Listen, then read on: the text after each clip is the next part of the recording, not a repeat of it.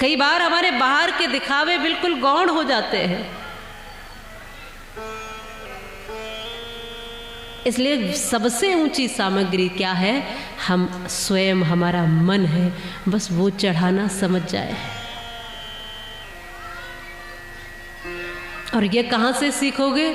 जब निरंतर कथा सुनोगे, जब निरंतर भगवान के गुणों का दर्शन करोगे, जब निरंतर उनकी लीलाओं का श्रवण करोगे, जब निरंतर उनकी कृपा को अनुभव करोगे, हर समय जब उसको अपने साथ अनुभव करोगे, हर कदम पर जब उसके साथ ही चलोगे, तब ऐसा लगेगा कि मैं अकेला नहीं हूँ, कोई न कोई हर समय मेरे साथ है। और उस समय भी जब मैं सो जाता हूँ तब भी मेरे साथ है, उस समय भी मैं जब घबराता हूँ तब भी वो मेरे साथ है, मैं जगता हूँ तो भी साथ है, मैं रोता हूँ तो भी साथ है, मैं सुख में हूँ तो भी साथ है, मैं दुख में हूँ तो भी साथ है, मैं भीड़ में हूँ तो भी साथ है, और मैं अकेला हूँ तो भी साथ है।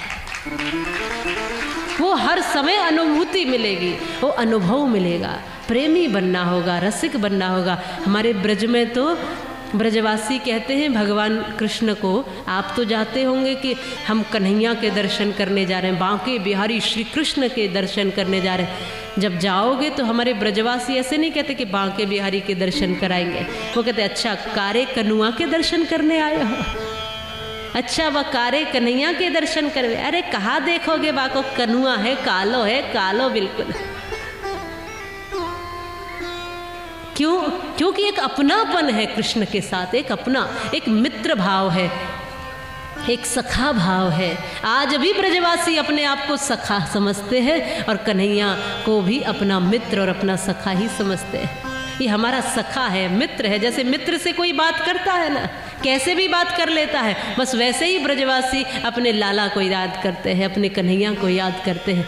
ब्रज के वासी तो यहाँ तक कहते हैं, या भक्त यहाँ तक कहते हैं, देखो ब्रज का वासी हम उसको मानते हैं जिसने भगवान श्री कृष्ण को अपने हृदय में धारण कर रखा है। माने भगवान ब्रज में है और ब्रज में रहने के लिए, ब्रजवास के लिए बाहर की स्थिति तो अलग हो गई, लेकिन जिसने ब्रज सहित भगवान को भीतर उतार लिया वही सही ब्रजवासी कहलाता है। और भक्त कहते हैं भगवान को कि तुम रूठे रहो मोहन, हम तुमको मना लेंगे, और आहों में असर होगा तो घर बैठे बुला लेंगे। तुम रूठे रहो। भक्त को कई बार, सामान्य व्यक्ति को चिंता होती होगी कि भगवान रूठ न जाए, क्रोधित न हो जाए, नाराज न हो जाए। कई बार कहते हो ना भगवान न रूठ जाए, और ब्रजवासी कहते हैं कि भगवान आज रूठे सो अभी रूठ जाए, हमको क्या परवाह। अरे बाद में रूठता हो तो तुरंत रूठ जाए, क्यों? तुम रूठे रहो मोहन, हम तुमको मना लेंगे, और आहों में असर होगा तो घर बैठे बुला लेंगे।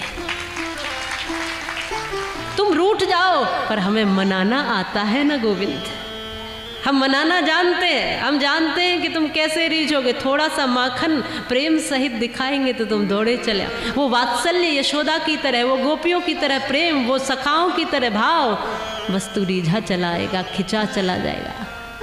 प्रबल प्रेम के कारण प्रभु को अपना नियम बदलते देखा, और अपना मान टले टल जाए पर भक्त का मान न टलते देखा। वो ऐसा है। तुम कहते हो मोहन हमें वृंदावन प्यारा है, हम अपने मधुर मन को वृंदावन ही बना लेंगे। तुम रूठे रहो मोहन, हम तुमको मना लेंगे। तुम कहते हो हमसे कि मेरा आसन कहाँ पर है, जब मैं आऊंगा तो बिठाओगे कहाँ? बताओ भगवान को कहाँ बिठाओगे? बोलो। सभी कहते हैं यहाँ बिठाएंगे। यहाँ जगह है तुम्हारे पास? हाँ भगवान कहते हैं यहाँ तो बहुत कुछ पहले ही भरा पड़ा है।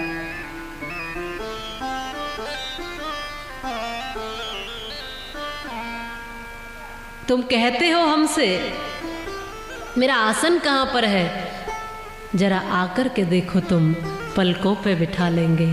तुम रूठे रहो मोहन, हम तुमको मना लेंगे।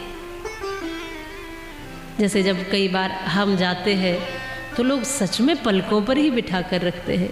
जैसे यहाँ भी धन्यवाद आए हैं, तो हमें भाई भरत जी का पूरा परिवार, हमारे ये सभी भाई, सभी हमारी माताएं, सभी परिवार के लोग, आपको देखकर ही ऐसा लगता है कि मानो पलकों पर ही बिठाया हुआ है। आप लोगों को देखकर इतना प्रेम उमड़ता है, इतना भाव है आप सबके भीतर। यही है पलकों पर बिठाना, समर्पित होना, यही भाव है। शिव शंभो। सच बात तो ये है कि थोड़े से ही रीझ जाते हैं, और सत्य ये भी है कि वो कुछ खाते नहीं हैं जो तुम चढ़ाओ। वो स्वयं प्रकाश हैं जो तुम उनको दीपक दिखाओ।